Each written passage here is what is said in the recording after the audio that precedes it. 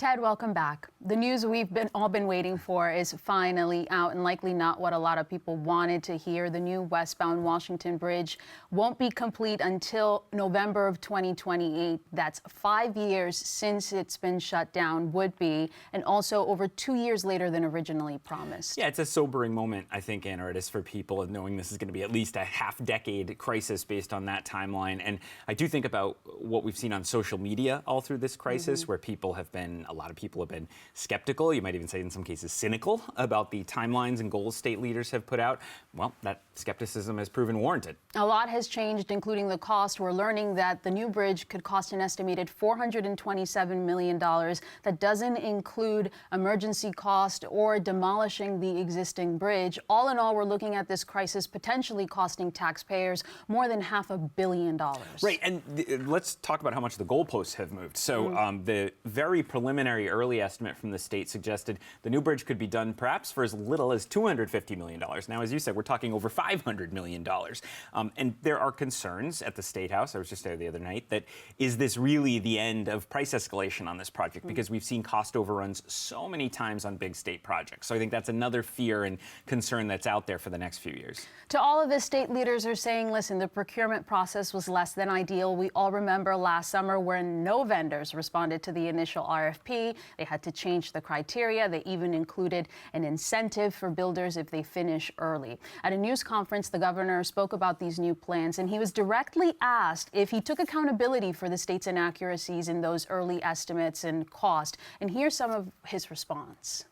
Well, first of all, I think that we got it right. We tried to accelerate it, but the expertise and the industry let us know that the time frame was as we're presenting today. So as far as I'm concerned, we're in a good spot. Ted, the governor seemingly trying to put the best face on this crisis ahead of his re-election campaign. Yeah, I mean, his advisors, I think, are under no illusions that this has been a major problem for him politically. I think it's a big reason we've seen his numbers drop so drastically in public opinion polls.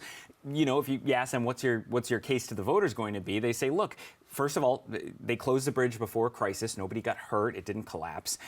He inherited this. You know, many other governors also oversaw the Washington Bridge and left it in this state. And, you know, they're saying they know there have been problems along the way, but in the end, they've got a bid. They've got a reputable company. They have a budget in place. It's not as high as some of the things people are whispering, $1 billion bridge, you know, things like that.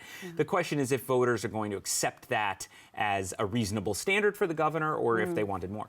The Washington Bridge also at the forefront of negotiations at the State House. Legislative leaders this week also unveiling their revised state budget for the new fiscal year, which starts July 1st. They're putting money into the reserves to cover the state's share of the cost of the bridge, but also a shift in negotiations, no longer looking at the millionaire's tax, but looking at other tax and fee increases to pay for health care. Yeah, this has been a theme all through the legislative session, Anaridis, the health care crisis. You know, we have hospitals, we have what's going on with Fatima and Roger Williams. You had Anchor Medical closing, the primary care physician shortage we're always hearing about. That clearly resonated with House Speaker Joe Shekarchi and other legislative leaders. They had to do something.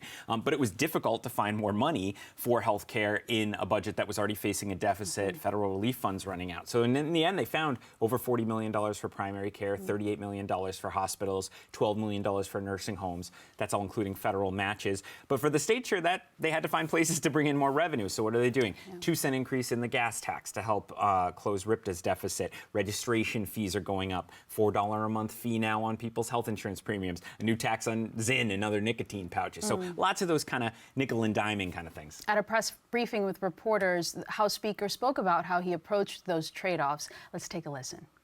We addressed the issues where we thought that the most critical needs were with the resources that were available to us.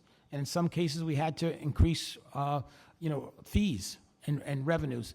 But we were very strategic. We did not want to hurt working families. It seems like the pandemic relief money running out is putting the legislature in a tough place when it comes to balancing the budget. Yeah, we're kind of back to where we were before COVID, Anaridis. I mean, the state just has a permanent problem. A ton of the state budget is healthcare and education. The cost of those services go up significantly more every year than tax revenue goes up, which is why every year, seemingly, they are looking for another place to grab some more revenue, the fee on health insurance. Let's put 2 cents on the gas tax, et cetera. And I don't really see what is going to change that dynamic anytime soon. So people should be prepared for it in the future too. Ted, thank you for being here. Good to be here.